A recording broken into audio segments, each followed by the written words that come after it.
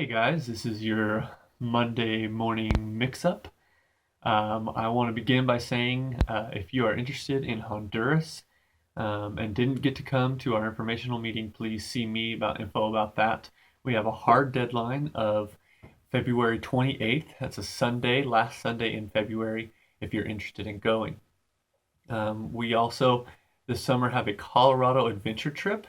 We're going to be using a company called Noah's Ark Whitewater Rafting to do just that. Go whitewater rafting, have a day hike, and enjoy some time on their aerial adventure park. If you want details about that, please let me know. We need to get some commitments from you soon. We have been talking on Sunday mornings about the book of James, and we have looked in the last two Sunday mornings at the first and second half of the first chapter. I wanted to give some background that we didn't really talk about in class on the book of James. It was written by the brother of Jesus, whose name is James, and he was a leader in the church in Jerusalem.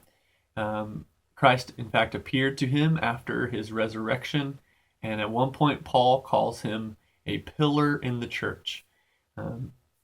He didn't start there. He was, as a brother of Jesus, one of his family who doubted the claims that Jesus was making about himself, but clearly at some point came to belief in Jesus as the Son of God. We can also see from the book clues that it was written to Jewish believers that had scattered outside of Palestine. We see him say that he's writing the 12 tribes scattered among the nations.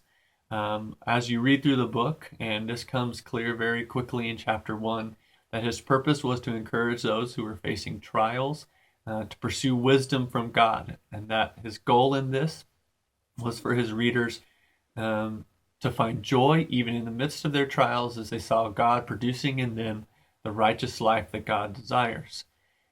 And in fact, by humbling themselves before God and not seeking their own solutions to things, that God, in fact, would lift them up in his own timing.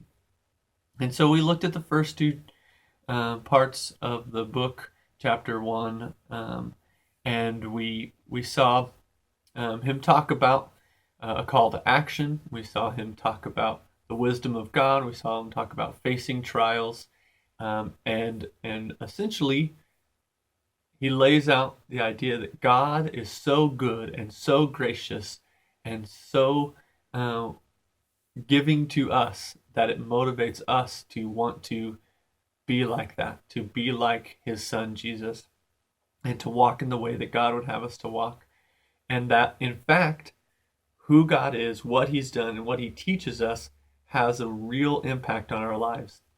That unlike, he used the analogy of a man looking in the mirror, checking out his face, seeing if his hair is done, but then walking away and having no need to remember what his face looked like to go about his daily business. We instead, when we hear the word and study it, should look at it intently and remember it, because it does have a relevance and effect on our day and the things that we decide to do throughout our day. And so that's what we've been looking at on Sundays. Like I said, we've looked at the first chapter. This coming Sunday, we will begin chapter 2. Hopefully this video was helpful to you as you continue your study in the book of James.